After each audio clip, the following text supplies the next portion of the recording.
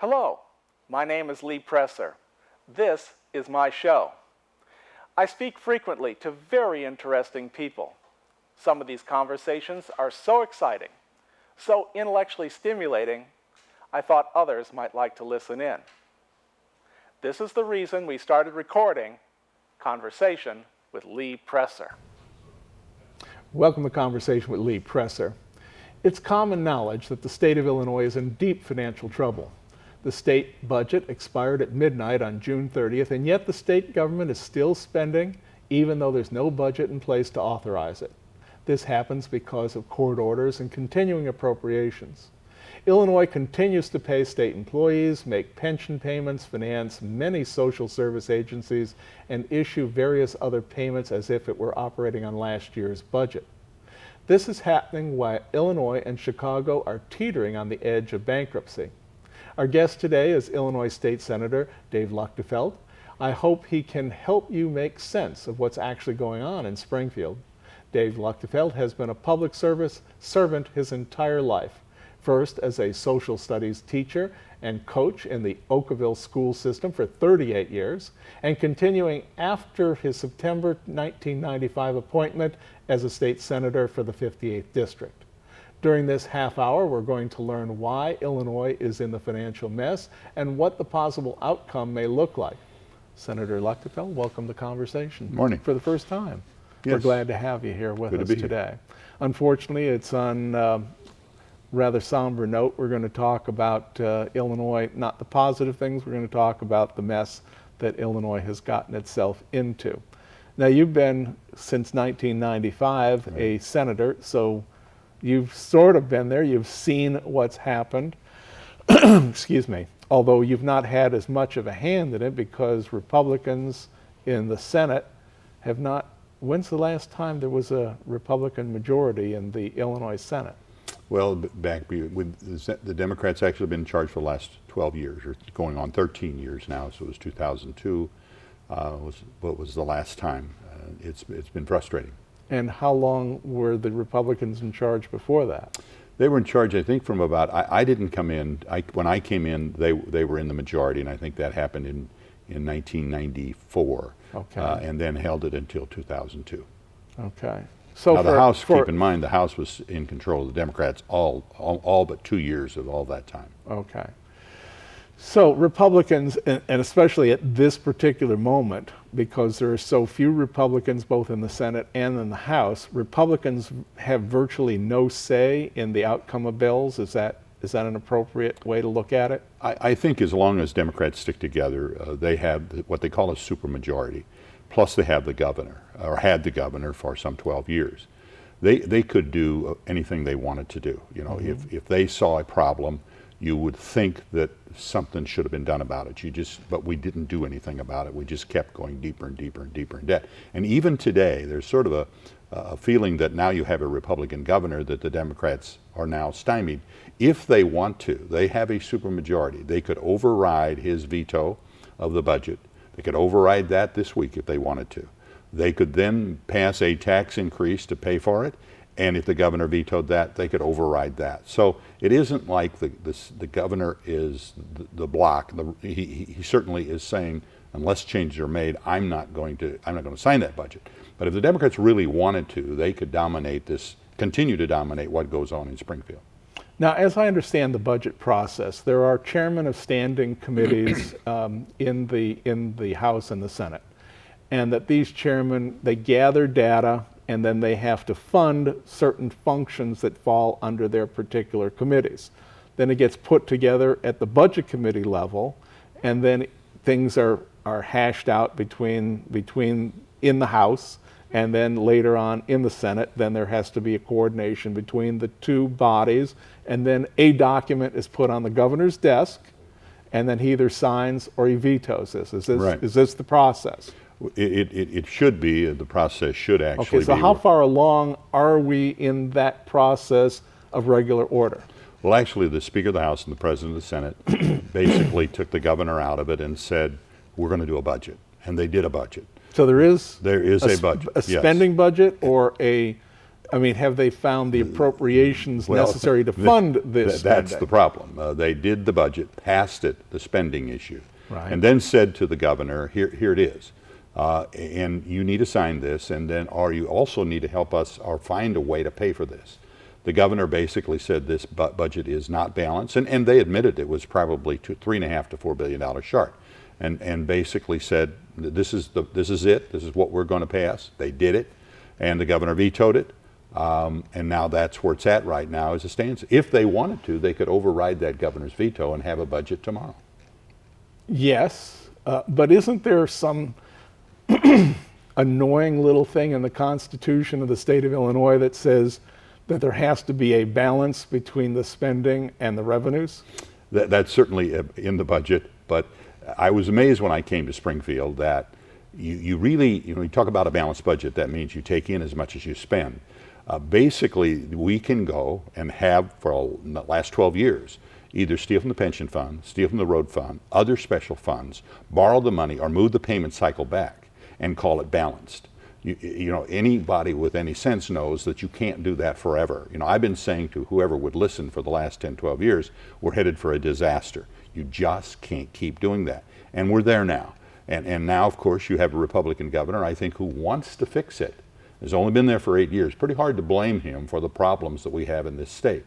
And basically, Madigan basically says, we would like to have a tax increase to pay for this. The governor said, I can talk about that, but we need some changes first. And that, I think, makes sense to anybody, whether you're Republican or Democrat. You cannot keep doing what we've been doing. What changes did the governor include in his response? The governor had a lot of changes that he'd like to make. Many of those he's backed away from. There were some of those changes that I think was obvious to most of us that the Democrats in control of both House and Senate were not going to let happen, such as the right to work issue or maybe the prevailing wage issue. Those are issues that they simply weren't going to agree to. But there were other issues that I think are doable. Things, for instance, like the way we draw a map every 10 years. It's sad to say, but whoever draws that map can kind of guarantee that they will be in charge of state government for the next 10 years. The Democrats have drawn it now the last 20 years, and they have a huge majority in both houses. That's one thing that I think needs to be changed. 80% of the people believe it needs to be changed. It is corrupt. It is the most corrupt thing that we do in state government. You would also like a workman's comp change. Businesses will not, and we know that. This is not a friendly state to business. Everyone knows that. We have a reputation. Workman's comp has to be changed so that we can be competitive with our neighboring state. And likely some other tort reform, legal tort reform, needs to be changed. I don't think it'd take a lot. I think what the governor wants now is definitely doable. But what it has become is a power struggle. Mike Madigan has run the state for the last 35 years. And basically he is trying to tell the governor right now, I'm still running the state, I'm the boss, here's what I want you to do, and this governor's a pretty tough guy, and I hope he continues to hold out. Well, I was very surprised when I was looking things up in preparation for this interview to find out that Representative Madigan, or Speaker Madigan, was first elected in the fall of 1970, which is almost a half a century ago. And he's been Speaker of the House now for, you said 35. Close to 35 I think years. It's like 33 years now. And so a third of a century. So, I mean, he and then Mr. Culverton, I guess he's the president of the Senate. He is the president of the Senate. So he used to be Madigan's right-hand man in the House, but now he's the president of the Senate.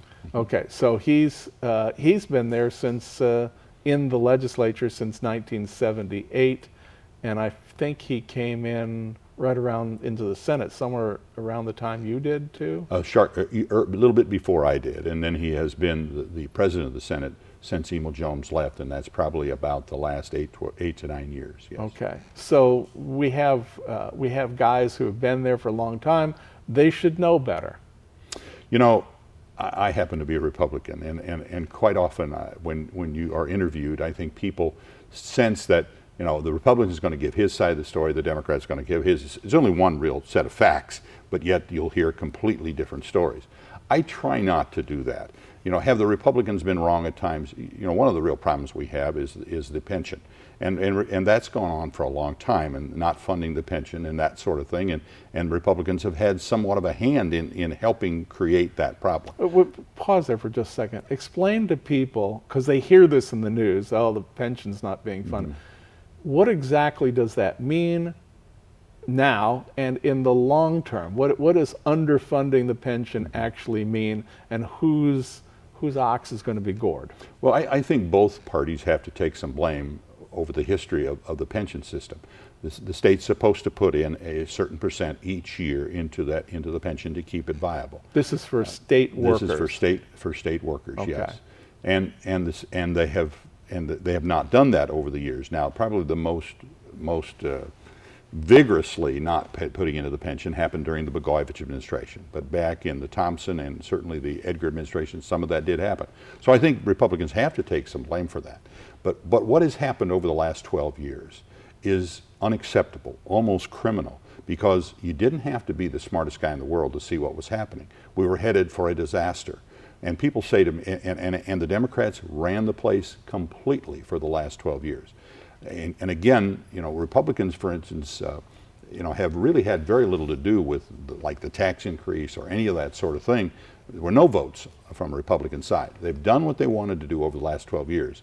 And it didn't take a genius to understand that we were headed for a disaster. People say to me, why didn't Mike Madigan fix it? He's a smart guy. He could see what was happening. And a friend of his once told me, I asked him that, and a friend of his said to me, Mike Madigan realized that if he fixed it, there would be pain, and a lot of pain, and he may not be the speaker. And he chose to be the speaker. Each time, each year, get by with a tax increase, steal from some fund, or borrow some more money.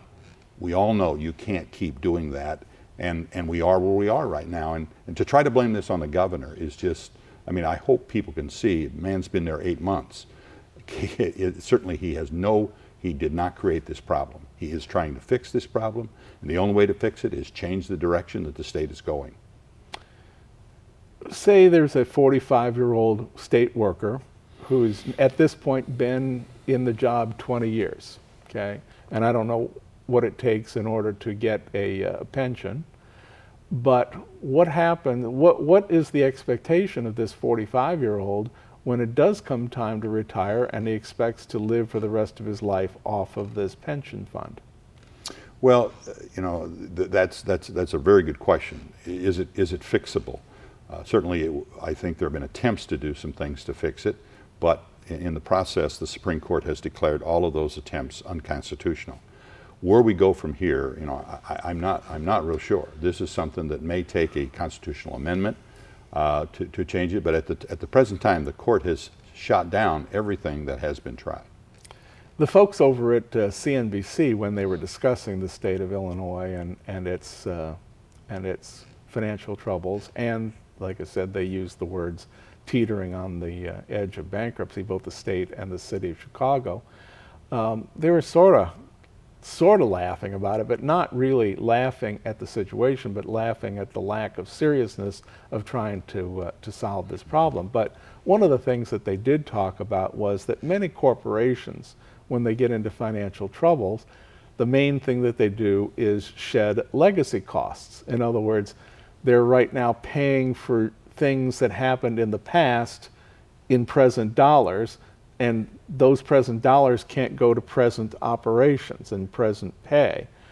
The same thing seems to be going on in the United States, and specifically in the state of Illinois, where there's a lot of money, tax money, that's being taken and paid for things that happened in the past.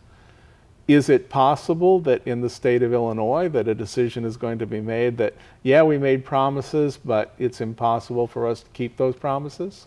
You know, I don't know, obviously, what happens. A lot will depend on what the court And that's the constitutional amendment you're talking about. And that's a constitutional amendment would have to be passed in order to make that happen. But again, I go back to the sooner you deal with a problem, especially a financial problem, all people know that on their own finances. If they wait too long, it sort of becomes almost unsolvable. And that has been something that anybody who would listen to me and again, I'm a long way from the smartest guy there, that this was very obvious that where we were headed. But the Democrats, in fact, chose not to deal with it, hoping that, I'm not really sure what they were hoping for, that it would finally go away. Now we're in a situation, for instance, we're worse now than we were before. Keep this in mind. We've had a lot of new money come into the state above and beyond what our normal intake was. Things like a tax increase that brought in about $26 billion. A lot of people don't know that about 6 years ago, we received $11 billion stimulus money from the federal government. We've bought another $8 billion, not to build bridges and roads, but just to run government. And we've stolen a lot of money from the different funds. And keep in mind. Say that part again. We've done what? Stole a lot of money from the different funds by simply not funding those. We knew. Okay. Right. We didn't take the money out. We just didn't put the money in that was supposed to go there. Supposed to. Now, with all of that new money, all of that money above and beyond what our normally amount we take in, you would think you could fix about anything. But that money, those billions that we're talking about, they're gone. They are simply gone, and the debt is greater today than it was before we received the tax increase. So there's obviously been some really bad decisions made. Again, I try not to be too political, but when you are in charge of something for 12 years, completely in charge, and things have consistently got worse, how do you really look people in the eye and say it's someone else's fault? And that's the problem I have right now. What does President Culverton say to you? I mean, you two are colleagues. Right. You're not always on the floor. I'm assuming that there have been some social moments. Right. Without breaking confidences, I mean, what would a man who's president of the Illinois Senate say to you about the job? Well, obviously, people will defend what they've done. I mean, it's just human nature to simply try to rationalize that, this is what happened, wasn't necessarily our fault. And again, but I don't think you can do that when you've been in charge for 12 years, to look the public in the eye and say it's somebody else's fault. There's been really no attempt to fix it. It has gotten consistently worse. Each year that debt has grown. And now we're to the point, as you said before, the city of Chicago, for instance, is close to bankruptcy, and the state of Illinois is near bankruptcy. So again, can it be fixed? If you really, but keep in mind, it will take years to do. But I sincerely believe it's too late to tax your way out. It is too late to cut your way out. You have to do some of both, but you have to change the way we do business in this state. You have to draw businesses. You have to create a larger tax base because of more business, more jobs, and the opposite is happening in this state. So you're talking about growing your way out, but that means time. That you have to hold the debt firm. You do. You have to stop that bleeding and then try to do some things that would welcome business to this state. Why would you want to come here? Businesses want to go to where they can make money. That makes sense. That's what this country is. This is the basis of our economy. And this state has a reputation that will be hard to change. You can do all the right things, and that doesn't mean that the businesses will come here tomorrow. But you have to start. And that's what we have not done. Each year, the same old thing. And for instance, this year, Mike Madigan simply said to the governor, now we have to figure a way to pay for this, which would mean more taxes. Mm-hmm. But no changes in the way we do business, such as change in workman's comp, some change in the legal reform, and of course then some corruption things like the MAP, possibly some control of property tax, which is way over the top in the state of Illinois. Those are changes that this governor would like to make. Madigan refuses to talk to him on these issues, and these are doable issues. But right now it's a power struggle. Madigan is basically trying to show the governor, I run this place, and I'll show you that I run this place. And so it's a stalemate. I have a saying when I'm talking to other people, not here, but just in regular life. And I say that people get the government that they deserve. And in this case, the state of Illinois has elected the people who they send to Springfield. The folks who get sent, like yourself, have been granted a franchise by the Constitution of Illinois, right, to make the way for the rest of the citizens, to figure things out for them. And by sending you and all the others there, they have made this conscious choice. Okay, This is what we want. And so, in essence, the people of the state of Illinois have decided this is what they want, despite the protestations that I hear from people on the streets. Nevertheless, this is what they have elected, this is what they get, Right. and until they change who they put there or change the minds of the people who are there, the situation apparently is going to continue the way it has been. See, I thought this year or 8 months ago when Governor Rauner took office, that Mike Madigan would simply look at him and say, we got a problem and we have to fix it. And we can share the blame.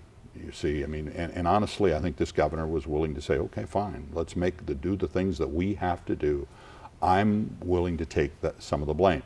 And I thought that this was a time where Mike Madigan would say, let's make the changes that we need to do to make this state a more business-friendly state. He's not chosen to do that, obviously. I've been disappointed that he hasn't, because he's not a young man. I would think everyone would like to leave a legacy. And right now the legacy that he would have is he's the longest serving speaker in the history of the United States. And you have a bankrupt state to lead. I don't quite get that, but so far there has been a stalemate, and it doesn't make sense to continue to do the same thing that we've been doing. That simply is off the table, and I hope most Democrats agree with that. And what has happened over the last 12 years is just, you can't defend it, and some do try. They do try to defend it, but there has to be sometimes sooner or later sit down and say, let's fix it. And the only way to fix it is to simply grow this economy to a point where more people are paying taxes and a lot more money is coming in. You do have to make some cuts, and you probably, for the short term, have to do some revenue. I think this governor is willing to do that, but right now Madigan's not even willing to talk about it. Well, let's assume for a second that 3-4 years from now that, what's her name, Senator Simon's daughter, let's say she's governor, Democrat, okay? Now what? Now what does Mr. Madigan want to do? What does Mr. Culverton want to do? And what sort of agreements do they think that they could strike with that particular governor?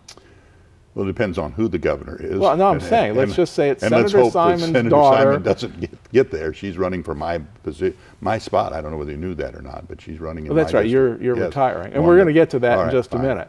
But let's just say that because she has that magic name of Simon that means something throughout the state of Illinois. Now she's governor. Okay. Now you've got a Democrat governor. You've got Democrat legislature. Okay. And it's not Mr. Quinn, who wasn't very cooperative with the legislature. Let's just say that now everybody's happy. What are we going to do? Well, first of all, if something isn't dealt with before that time, we will be bankrupt. Okay. And so that I think. So they don't even have 3 years to wait. I don't think so, unless there are Okay. changes made. But again, keep in mind that the 12 years that I'm talking about, Mike Madigan and John Culverton had a Democratic governor for those 12 years. We know what happened with the Democratic governor. I thought a change in governor would be, all right, now let's share the blame, both Republicans and Democrats, and let's try to fix this. That's the only way we're going to get this done. And the longer you wait, the more pain there is. Right now, there will be a lot of pain. In order to do what we have to do, this will be ugly. And of course, politicians, one of the problems in a democracy is that, and in this state in particular, it is, how do I stay in power? Right. Now, that doesn't necessarily mean that's good for Illinois, but that has been the case with Mike Madigan and the Democratic Party, certainly over the last 12 years. Would Republicans do that, and have we? Probably have. But that doesn't make it right. That doesn't make it right. What's gone on is simply wrong and almost criminal. This state should not be the doormat of the Midwest, and right now it is. Well, after 20 years of being in the Senate, you have decided that it's time to go. When does your term of office expire? At the end of this term, which would be the end of 2016, so it's about a year and 3 months left. A couple of reasons. Certainly, I'm not a young man anymore. I will have done this close to 21 years at that time. But I really didn't have a good choice. The map was drawn, what we talked about before. Every 10 years, a new map is drawn. It's drawn by whoever's in control. The Democrats are in absolute control. They drew a map, and they drew me out of my district. They simply they put you in with... Well, they put me in with another Republican. They drew a line around my house, put me into with Senator Kyle McCarter. And isn't that unusual? Normally, through the process, don't they not put sitting senators or sitting House members into the same district? Isn't that normal? No, that can be pretty normal when you want to get rid of one of them. And that is, again, the corruption part of it. That is the ugliness part of it. Both Republicans and Democrats have done that in the past, and that doesn't make it right. It's wrong. It needs to be changed, the way we draw those maps. But anyway, I had a choice. I could in this coming up election, I could run for office if I wanted to move back into my old district. I would have had to move south into my old district. But two factors. One, it's not easy to move, and two, there comes a time in life where you think enough is enough, and I think both of those are true. I've enjoyed those 20 years. The last 12 been very frustrating, but they have been. There's a lot of good things you can do. You can help the people within your district, and that is really rewarding, to be able to just simply help people through the red tape of government, and that's probably the biggest job we do. Well, in the last 2 minutes that we have here, is there anything that you want to say to people? I don't know, hopefully you'll come back again before the end of your term, but if you would like to just say something hopeful. Well, I guess I don't know what it would take to bring the two together. Now, if Madigan and Ronner were to actually get together and say, let's fix this. Let me repeat, it isn't like it'll be okay next month. It will take some cuts. It will likely take some new revenue to simply get us through the year. It will hold the line, and then there will have to be some significant change in the way this state does business.